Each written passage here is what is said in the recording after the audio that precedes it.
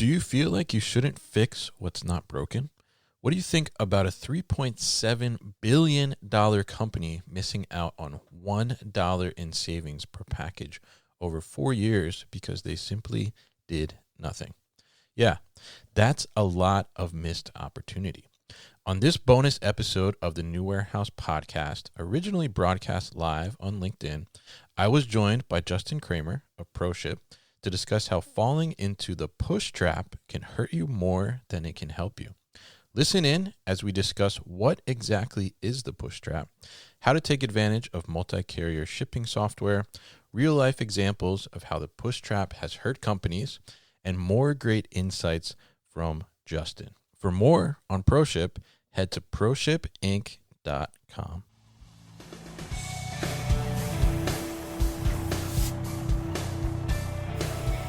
The New Warehouse Podcast, hosted by Kevin Lawton, is your source for insights and ideas from the distribution, transportation, and logistics industry. A new episode every Monday morning brings you the latest from industry experts and thought leaders. And now, here's Kevin.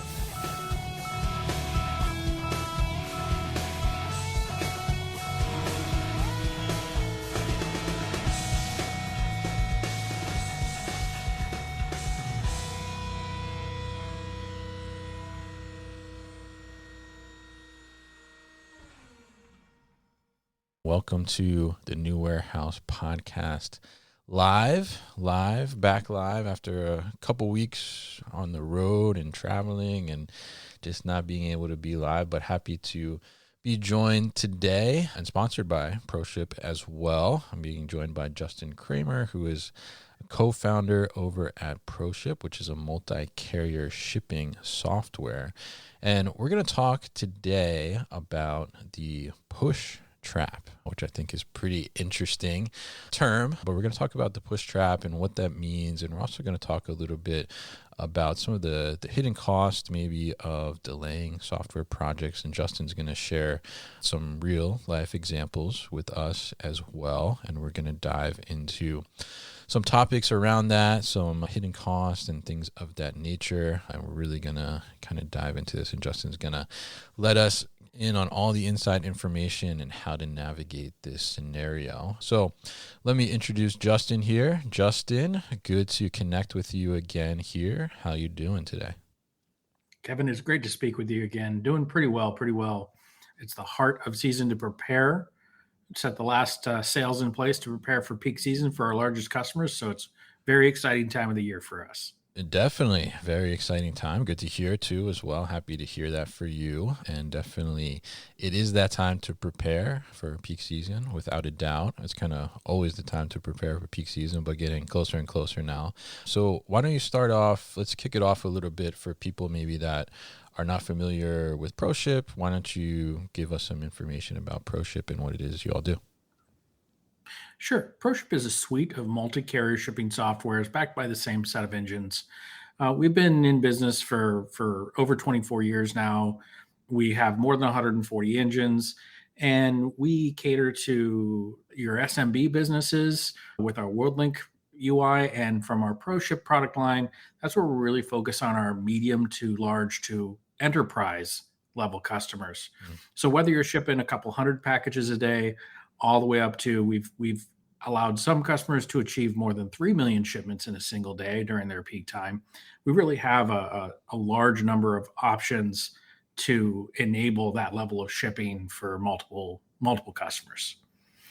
Yeah, great. And I think, being able to utilize multiple carriers and diversify a little bit is certainly a great thing to be able to do to have the best service levels for your customers as possible. And obviously, a software like ProShip is able to help you do that a little more easily. And we're going to talk today about software projects and shipping software projects specifically, and around upgrades, project implementations, and what it means to maybe delay those or maybe not delay those. And I think that's kind of what we fall into as the push trap. So Justin, why don't you tell us kind of what is the idea of the push trap?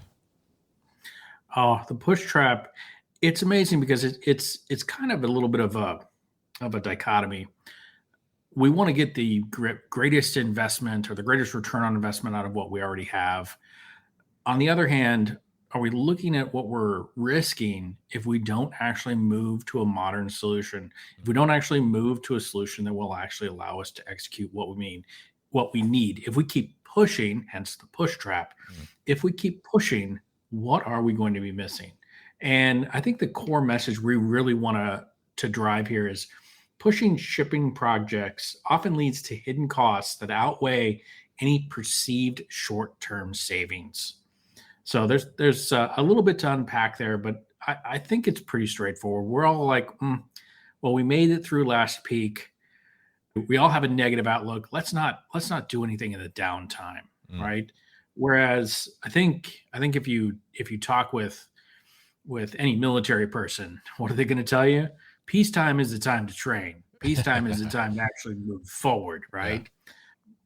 But as we go through this, we can break down some of these things that really might help jog a company into action when it's the best time to be in action. Mm. And the first thing I've got to say, Kevin, is often there's a fundamental misunderstanding of the ROI that you can get when you actually change out a product which is holding you back from being the most flexible. You mentioned the concept of diversifying carriers, and we actually Right. try to take that a little bit further and talk about rationalizing carriers, right? And the difference between a diversification is usually when people think diversification, they're just adding carriers to add general capacity. Mm. When you look at rationalization, you are more looking to add carriers to provide a backup for all your regions where possible, to provide delivery alternatives or speed alternatives for a given price. This is more rationalization than just adding carriers for the sake of saying, I now have another 3 trailers at my facility. Right. Okay. And that's just one small detail. That's the difference between that might be people might be sitting there thinking, oh, I don't need to diversify my carriers. Mm. And I agree with many of them. You don't, but you do need to rationalize them because understanding how to use them better and then having the software that allows you to use them better, that is going to return an ROI. Mm. Interesting. Yeah. Yeah. And I think I remember I was talking to you about this at Manifest too, around the rationalization. I think, it's so important to point out because there is a lot of discussion around the diversification, right? But like to your point, you don't necessarily need to get another carrier just to say I have another carrier, right? You need to be able to rationalize that and see that ROI at the end of the day. And obviously, the right shipping software is going to help you to Mhm. do that. So tell us too, I mean, I guess around that sense, I mean, are you seeing that, people are delaying this just because they're a little unsure of the market? I mean, are they falling into this push trap because they're afraid to spend the money? I mean, what's really kind of some of the underlying things around the thinking to push the project off in a sense at first? I think there's two things that really comes into play here. Number one is the we are going into hard times, or we think we're in hard times that aren't going to Mm. relinquish very soon. So we want to protect money. Yeah. We'll get along with what we have right now. Whereas many projects to modernize the existing shipping software have an ROI of less than 12 months, even in a down period, Mm. which kind of negates that, right? So if you're Yeah. going to get a sub 12-month ROI, doing that in a downturn is a good time to do it because, well, you'll spend less money in the next year on your shipping software than necessary. But the other part of it is rather than looking for what you can do to prepare, because no bull market lasts forever and no Mm. bear market lasts forever. Right. What are you going to do to prepare for the next time the market kicks up? Is your competition going to be there to pick up all those orders because you can't process them fast enough, or you can't provide the level of service for a given cost that your customers are looking for? These are a lot of things, not to mention the fact that as we use any software stack, we often end up with outdated processes, right? It's Mm. the way we did things, 3 years ago, maybe 10 years ago, and we're still doing that way. We're still manually entering very particular things. We're still not using automation in the form of a print and apply or something of that nature, where we can take what is often our most limited resource and our most costly resource, which is our labor, Yeah. right? And we can use them in places where humans can really provide great value rather than turning those boring, those simple, those repetitive tasks over to automation, whether that be inside a WMS, inside the shipping software, or using mechanized automation such as a scan, weigh, print, and apply tunnel, sometimes affectionately referred to as a Panda. Mm.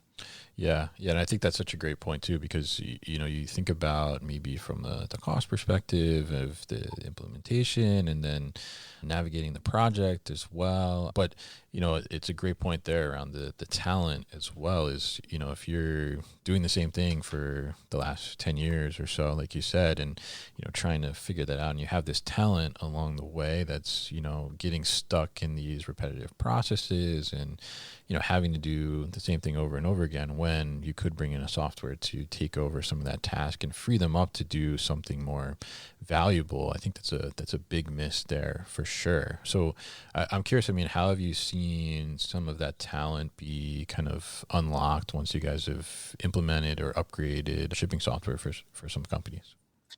Well, in many cases, it can be repurposed towards picking, okay? Mm. Picking and packing.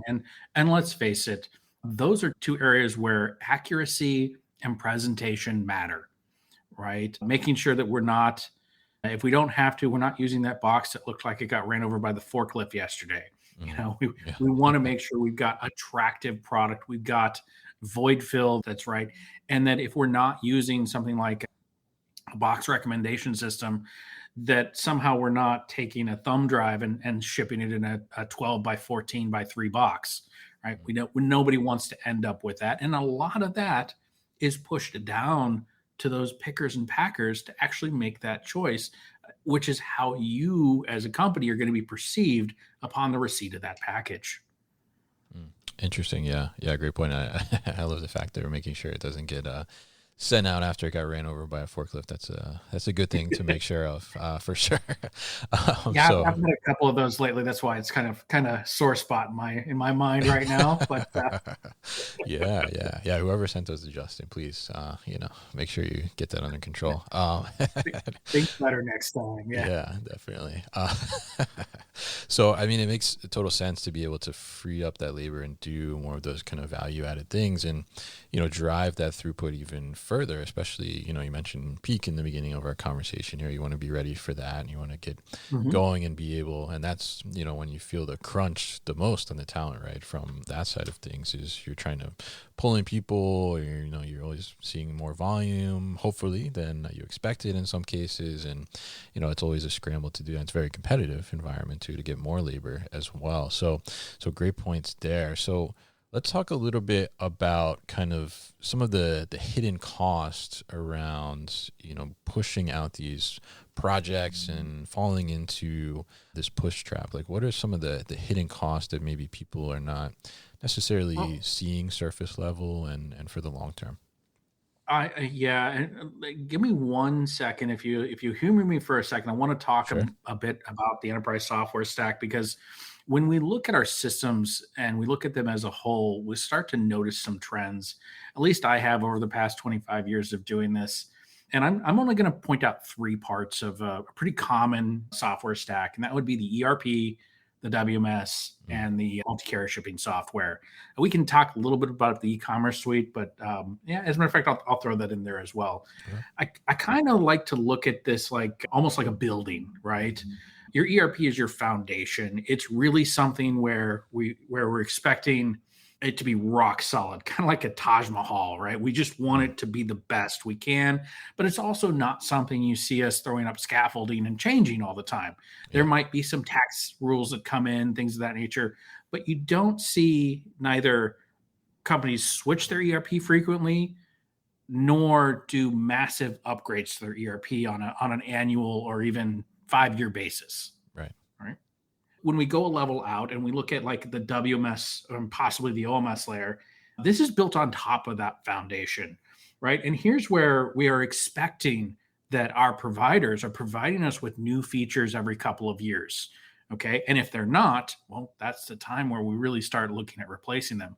But again, that's a 3 to 5 year, whereas an ERP is often a 10 to 20 year kind of a rotation or kind of a reimagining as to how you want to use it within an organization. Mm.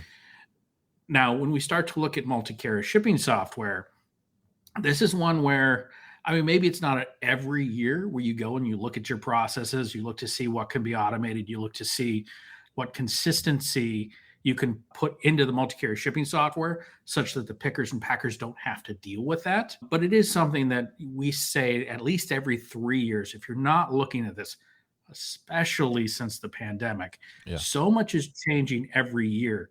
You are leaving efficiencies, you are leaving customer expectations, you are leaving a lot on the table if you're not modifying this. And I mind you, I'm least familiar with e-commerce suites, Okay. but again, we know, especially if you frequent a particular e-commerce site, Yeah. you know they may be changing that thing every quarter, Oh yeah. right? So as we look at that big stack, we're going to see that in different frequencies of either replacement or, for good software, just updates of the processes as we go along.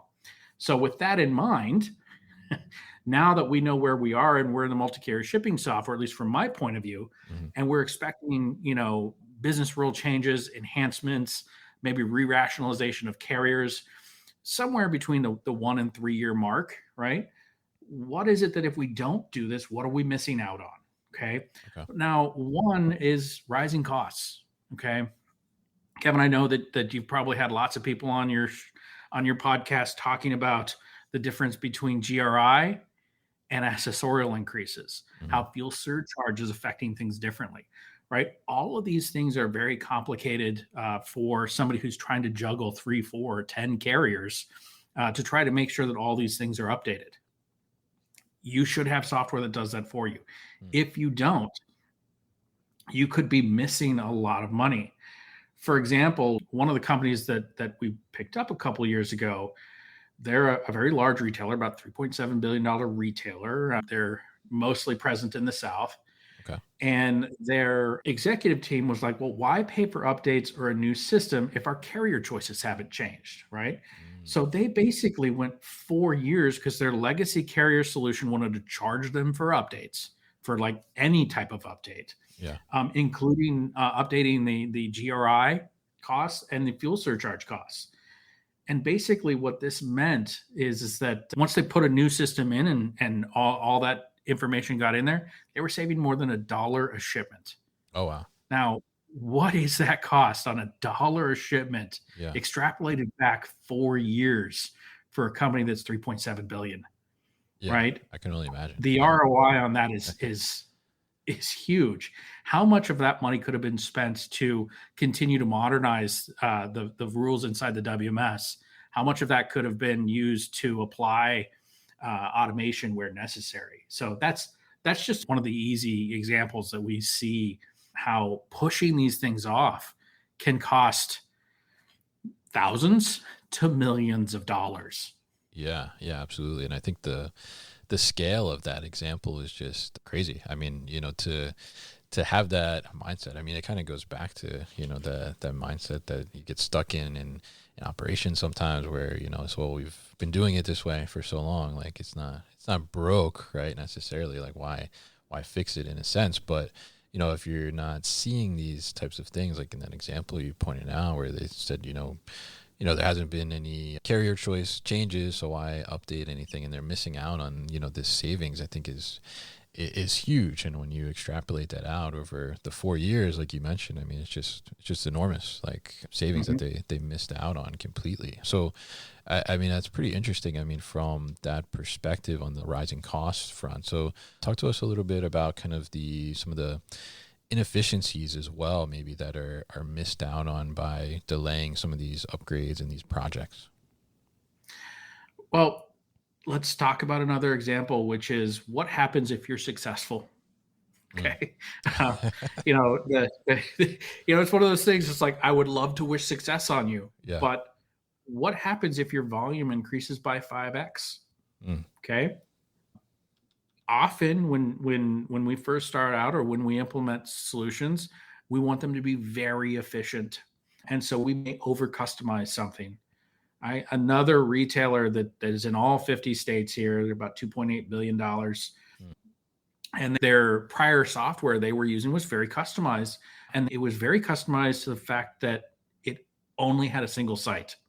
Mm. So as their volume increased, as their success during the pandemic and post-pandemic has continued to rise, they realized, hey, you know what? We've heard all those speeches by all the people out there that you probably need at least 3 facilities if you're going to offer free 2-day shipping to 80% of the country or more. Okay, let's do that. Oh, our shipping software won't allow us to do that. Our WMS won't allow us to do that. Mm. We've put too much customization in there, and it's not contained in a way that's easy to back out. Mm. So as they had this serious 5x increase in volume, they were unable to diversify, let alone rationalize their carriers. And so as a new solution which is designed to isolate customizations so that upgrades can still occur, such that business rules can be reworked over time, this allowed them not only to realize that 5x volume, but it also unclogged plans that they had to add additional channels to go beyond that 5x increase in e-commerce volume. So sometimes you have to think, what are you not able to do? Mm. What is keeping where I am? What opportunities do I have to pass or push when I'm not actually upgrading my enterprise software stack at the appropriate frequency? Mm. That's a very good point too. I mean, what are you missing out on in terms of the opportunity there? And in this case, like you said, the 5x increase in volume, and being stuck within that customization. So I mean, in that sense, I guess for that example, I mean, did you have to like circumvent the customization, or did they have to switch things up in order to upgrade, or how did that kind of Well, get they did resolved? have to remember we're the shipping software. So Right. when we go in place, we've already got our architecture isolates uniquenesses, Mm. Okay. um, which always allows us to go in and rip out all the unique stuff out and completely replace it if we have to. Realistically, that doesn't happen much. Usually, you want to honor a lot of the things Mm. that you did in the past and only change what you need to. But there was modifications to the WMS that needed to happen. One of the reasons why it took so long for this customer is that often, if you know you're very, very near to implementing a new WMS or a new ERP, it does make sense to put a minor pause on things that are downstream of it. Mm. Okay. Clearly, if you are moving to SAP and you're expecting to bring warehouses live next month or within the next 6 months, you probably want to make sure you understand what's going on before you look at a new WMS or a new multi-carrier shipping software. On the other hand, if you're implementing SAP and it's going to be 5 years, you probably don't want to wait. You're going to fall into that first company's trap, and Yeah. you're going to lose a lot more money than you're going to save in that time. You're going to lose a lot more opportunities, and you might lose prestige Mm. within the marketplace at the same time. Mm. Interesting. Yeah. Yeah. And I think it's very interesting too, kind of the conversation around customized versus off the shelf and things of that nature. But it's really interesting to hear how you kind of navigate that and deal with that with your solution to be able to come in there and fit into place and kind of find the right timing to do that as well within that. So, we talked about kind of the missed opportunities and some of the rising costs here, but how about some of inefficiencies missed as well? If you look at, the opportunities around inefficiencies on the labor we talked about, and also carriers as well. I mean, what other kind of examples do you have that kind of points out the problems around this? So let's talk about a smaller customer. I'll call them a bread and butter customer for ProShip. We're looking at somewhere around 300 million in revenue as a lighting manufacturer, right? Mm. This is kind of the heart of America. These mid-sized manufacturers that really keep production here in the States, Yeah. that allow that customization and that quality that you want. Now, this company was very successful in what they were doing, so successful that a larger company picked them up. Now, as part of this, the this acquisition delayed decision makings.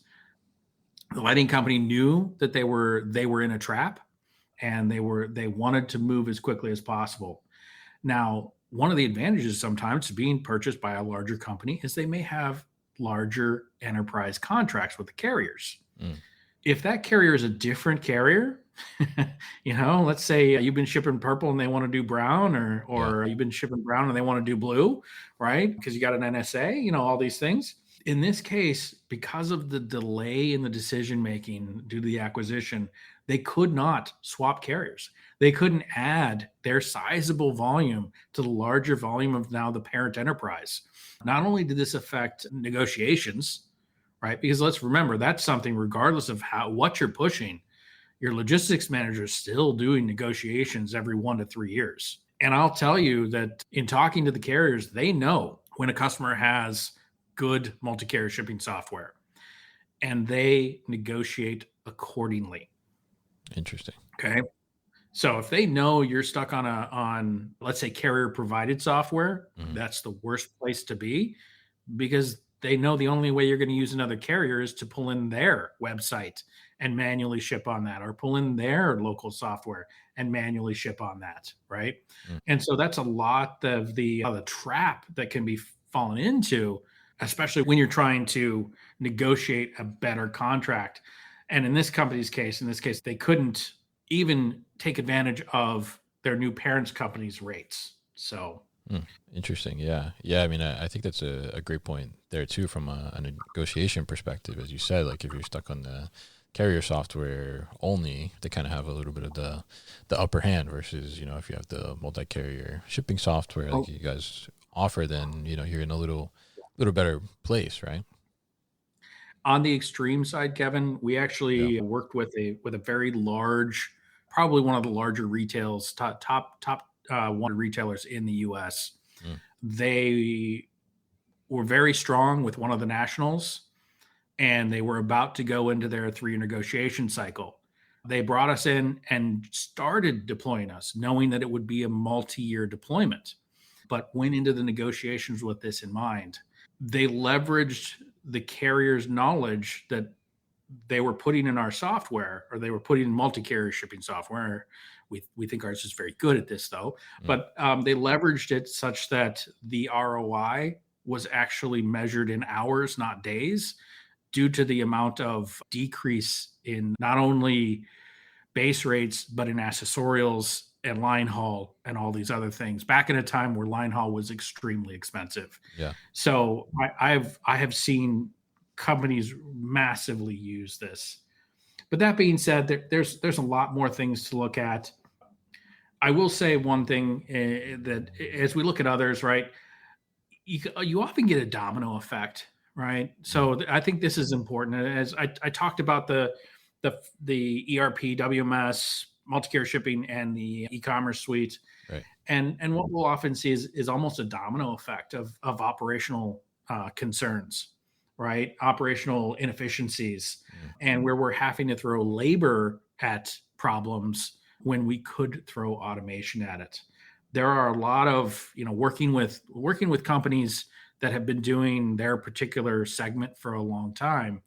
It's often a lot easier to go back to them and say, hey, I'm having this inefficiency. I have to do a particular label, or I have to a particular validation I might have because I'm healthcare, or because we want to do serial number capture as we are providing high-end electronics or something of that nature. These are efficiencies that somewhere in the enterprise software stack can be solved. But when they're not, it just makes everything harder, right? It just makes everything less and less efficient and requires greater labor to solve what could be a couple of lines of code's problem. Interesting. Yeah. Yeah. And it's interesting too. I mean, like you said, just a couple lines of code in that sense, I mean, can cause such inefficiencies and ripple effect throughout, like the domino effect, like you mentioned. And, it goes back to what we were talking about earlier in the discussion around that labor in a sense. And that tends to be kind of the knee-jerk reaction a little bit, is to throw more bodies at the problem, right, and try and solve it. And then pretty soon, if you don't do something about it, don't root cause and try and figure it out, then you're kind of just accepting that, these extra bodies are needed there when maybe that's not the case, and you can solve the issue to kind of alleviate that and create better efficiencies as well. But Justin, I'm curious, how can people maybe identify that either themselves or their organization is potentially falling into this push trap and maybe is missing out on some of the things that you touched on today? If you go out and you talk with your warehouse personnel and there is a portion of their job that they expressly hate, okay, and Okay. that many of them will be very honest with you. I spent a lot of time in warehouses. That's true. That's And true. whether it's out on the smoke pad or in the break room, getting a chance to ask them what's the most difficult part of your job, Mm. and if that's something that you're like, in today's modern age, we should be able to automate that. You've got a problem. Mm. Okay. One of my favorite things to do is go into the warehouse, is to, as I'm getting the tour, watch key personnel in the warehouse, look to see if they're engaged or frustrated. Right. It's Mm. really an important thing, because then you'd be like, I've been watching this team over here. Maybe it's receiving, maybe it's the picking team. They seem really frustrated. What is the major frustration for them? Mm. And sometimes just asking that, and we're like, that can be automated, or at least we can remove a good half or more of that frustration for them, or back them up to make them less stressed about their job. Okay. It's really one of the reasons why I'm very happy that we're flying again, that customers are, even though many of them are remote, we can at least get one of them to walk us through a warehouse Mm. to see how they're doing business today. And really, once they've decided they're going to move away from that push trap, really understand how much value can be added. And I really want to say this, because this is one thing that I talk to new customers and potential customers about all the time. Sure. It's not a one and done. You need to understand the new software that you've gotten. You need an opportunity to abandon some of the logic that you used in the past. You need to understand that some of the limitations of your new software aren't the same as the old software. This is business reviews and user groups and coming to trade shows. All these things help you do that. But the idea is that I've never seen a one and done implementation, for all the reasons we've talked about before, because those friction points change. Other parts of the enterprise software stack changes. So as you're going along, you really want to understand that, okay, if you're starting to get frustrated with your current solution, can you make another incremental step? Because Mm. you have changed, because the software has changed, because the market has changed. And good software and good companies will allow you to do that. And one of those things that we're going to see that's going to be different, one of those things that the push trap right now might be getting people into, is we know that over the last 4 years, we've seen a lot of carriers being added. And it's Yeah. only in the last 12 months or so, we're starting to see those carriers contract. Mm. Okay, let's put it that way. Yeah. We haven't seen any major failures yet, but we're about at the right time. So if you've diversified and rationalized your carrier set, what happens if one of the ones you're using becomes that unfortunate company that isn't here in 2025? Mm. Is your current solution capable of making a rapid change for you? Okay, that rapid change might be in a couple hours, might be in a couple of days, right? But Yeah. realistically, you want to be able to do something like that. Are you lingering in a trap right now? Are you going around the edge of that mouse trap, looking at that cheese, just waiting for one of your carriers to no longer be able to provide you services? And I think that is, whether it's services, whether it's changes in technological advancements, right? We work with a lot of different WMSs, a lot of different ERPs, a lot of different OMSs. And as they change, as new features come out, as we see this march of AI, okay, one of the areas that we want to make sure is that AI is only as good as data that gets fed to it. Right.